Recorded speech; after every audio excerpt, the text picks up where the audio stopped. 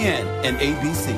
And Get Up and First Take will get your day started telling you what to watch for and what to expect. A Hoops Christmas to remember, starting with Get Up and First Take.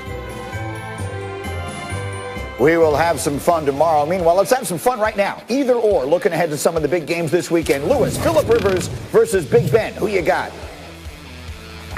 Yeah, I'm going to go with Phillip Rivers. Why? Because I'm going to go with their offensive line, and they're going to be able to protect him better than what Pittsburgh has been protecting Big Ben, and Big Ben has been a little bit off.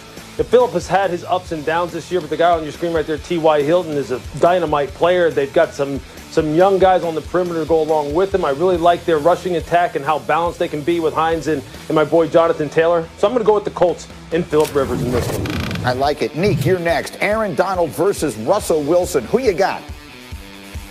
Yeah, I think I got to go with Aaron Donald right now. Russell Wilson is playing a lot better. He's kind of returned to early season, let Russ cook, even though they aren't throwing the ball nearly as much. But Aaron Donald, he does not miss a game. Like, he shows up every week. He's like Patrick Mahomes on the defensive side of the ball. He never has a bad game. I suspect that he's going to have an impact, and the Rams win again. Next up is D. Wood. We got Derrick Henry against Aaron Rodgers. Who you got? Greeny, this one isn't fair, but I'm going to go with Derrick Henry in this case. You know, Derrick Henry has an opportunity to rush for 2,000 yards this year. You know, you're talking about a Packers defense giving over 4.5 yards per rush. I think the Tennessee Titans are going to bludgeon the Green Bay Packers defensively, so I'm going with Derrick Henry. Okay, I like that. Let's actually think about that one a little bit more. When the Packers host Henry and the Titans on Sunday night, it is a meeting of probably the best running back in the league and a run defense that has been in the middle of the pack this year and has candidly been much maligned. Henry is the most rushing yards, tied for the most touchdowns. Packers defense, middle of the road. And again, a lot of people look at this as the weakness. And so I'm going to make this edition of Change My Mind. Here is the statement I'm going to make, and let's see if anyone wants to change my mind. If the Packers shut down Derrick Henry this weekend, then I will come in here Monday and I will say the Green Bay Packers, are the team to beat in the NFC. That is their ticket to the Super Bowl. It's the one thing they haven't been able to do. So, Louis Riddick, do you want to change my mind? If I say to you, if the Packers shut down Derrick Henry, they're on their way to the Super Bowl. You want to change my mind?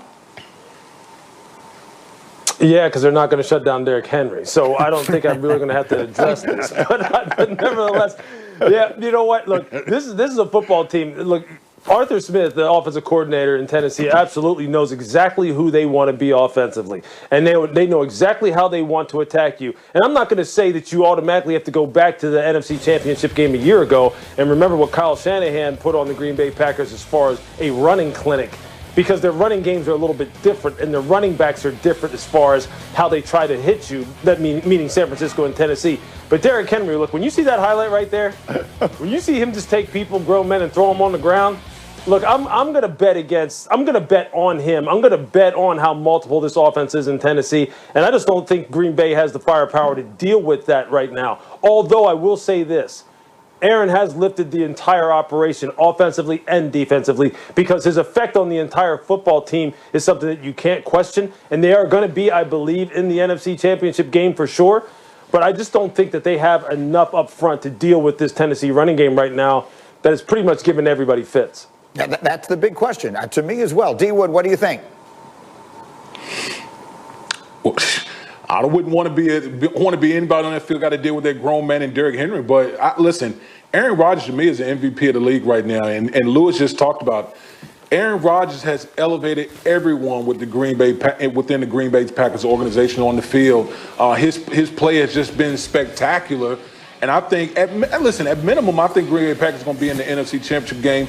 Maybe the difference between the Packers getting to advancing further out, it has to be their defense, and I think this game against the Tennessee Titans and that rushing attack, I think will go a long way to determining whether the Green Bay Packers could end up in the Super Bowl down in Tampa. Correct. It's literally exactly what I'm saying, which is if they are able to slow down the running game, and Derrick Henry is the best test you could possibly have of that, then they will show that they are the team to beat in the NFC. Schefter, you're nodding your head. What do you think?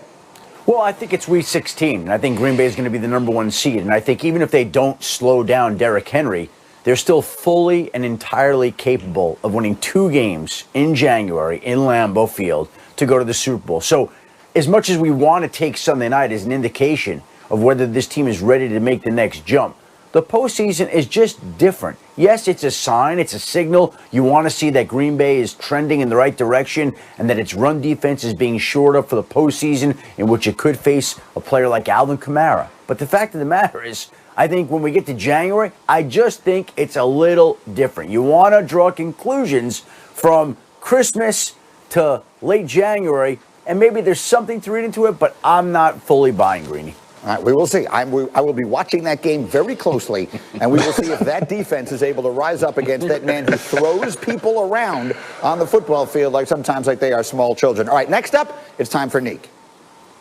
Ready or not, tell him here I come.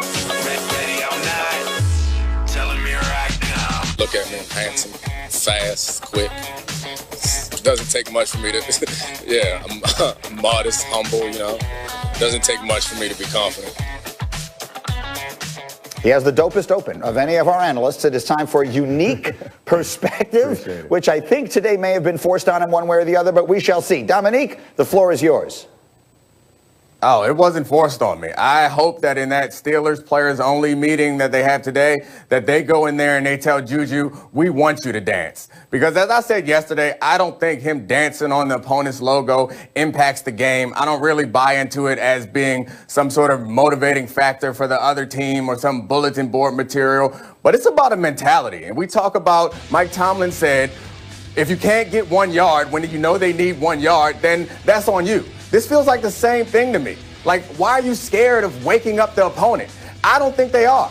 Wake up. That's fine. If you guys are awake, that's fine. We're still going to beat you. We are the big dogs. We are Santa, you're the elves. We're Beyonce, you're Destiny's Child. We will run through you because this is our house. Like, it bothers me to think that somehow maybe Juju is being pushed off of this because they're scared. I don't think that the Steelers are saying this. I hope they aren't saying this, but they're pushing Juju off of this because, like, oh, you're going to wake up the opponents. That's a mentality that I can't accept. Wake up. We are not afraid of you. We don't care if you wake up. This is our house, our division. We own it. And whether you like dancing or not, it doesn't matter. Juju's your guy. Juju, if you like to dance before the game, you know what? Dance. If my dog Juju want to dance, he going to dance on your emblem. He going to dance in your end zone, dance wherever you want. On 4th and 1, we going to run through you. That's the mentality that I believe the Steelers tend to have. I think it's the mentality that they actually have in that locker room right now. So I hate the idea that somebody is going to be tipped. That's just not a football, at least not a defensive mindset. We're going to be tiptoeing around.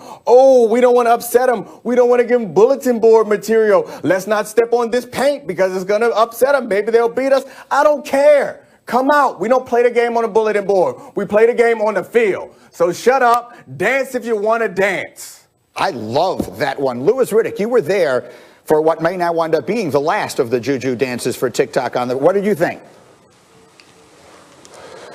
Look, I know this because I'm going to speak for myself. Athletes are petty, man. Athletes use all kinds of things to get themselves motivated. I mean, we've seen the greatest athlete of all time, Michael Jordan, uses all kinds of slights, all kinds of perceived signs of disrespect to get them motivated. And it's not like all of a sudden, well, that was the ticket. That's why the Bengals won. But I can tell you this, look, I know people think, well, this is college rah-rah stuff. No one cares about planting flags, dancing on logos and stuff. But I'll tell you this as a defensive player, when your whole game really is predicated on aggression and attacking, and I see people like doing stuff like that, especially seeing wide receivers do stuff like that. I can tell you this, and Dominic knows this, as a defensive back, you mean to tell Von Bell said, if I can put a shot on number 19, I'm gonna look him up and I'm gonna put a shot on him. And in that game, as soon as he hit Juju Smith-Schuster, the whole sideline on Cincinnati erupted. Everybody's attitude went through the roof because he puts a target on himself by doing that. I don't care if it's high school, college, or professional. You know we're petty, and when we see stuff like that, we're going, bingo, I got something to settle, and I'm going to try and settle it. And that's what people are trying to do to him. Go ahead, Nate. I don't disagree with you, but my response is also a defensive mentality. So what? Get mad. We're going to beat you anyway. I don't care. Yeah. That's the mentality that I want. When I was watching Monday Night Football, I was so happy that you were on there because I think Greasy said something about Mackenzie Alexander showboating, and Greasy was kind of being critical, and you kind of cleared it up, saying sometimes you get those penalties when you have that mindset. That's how I feel about this. Sometimes you got to have that mindset that we're going to dance on your emblem. We're going to do whatever we want because we are who we are. And I don't care if you're awake or if you're asleep or if you're not, if this upsets you, if this offends your sensibilities. This is my field, not the bulletin board. Let's do it. Let me ask the man who would dance on the living room from a carpet. defensive perspective, for sure. Go ahead, Schefter. Has Juju been doing this every single game all year? He has, right? For the most part, yes. Okay. So why was this never an issue when they were 11-0? Why was nobody saying anything then? Why all of a sudden was he able to do it for 11 weeks? And all of a sudden they lose, and now it's an issue that he's dancing on the logo. What it comes down to, Schefter, it comes down to this. People don't like Juju dancing, or some people don't like the idea of guys having personality on social media, and they have seized upon this as an opportunity to be critical of it. Because you're right. They've won 11 games. They've lost 3. Maybe you could argue that the dancing helped them more than it hurt them. So some people don't like it as a concept, so they're like, hey, now we finally have opportunity to jump on Juju. All right, let's leave it there for the moment. I will come back to this, I promise, because I think obviously everyone has a lot more to say. We'll continue. In the meantime, speaking of a little bit of going back and forth, Tom Brady versus Peyton Manning. Many consider Brady the GOAT, but Neek played against both, and you have to hear his answer on who was harder to face. That's on the way.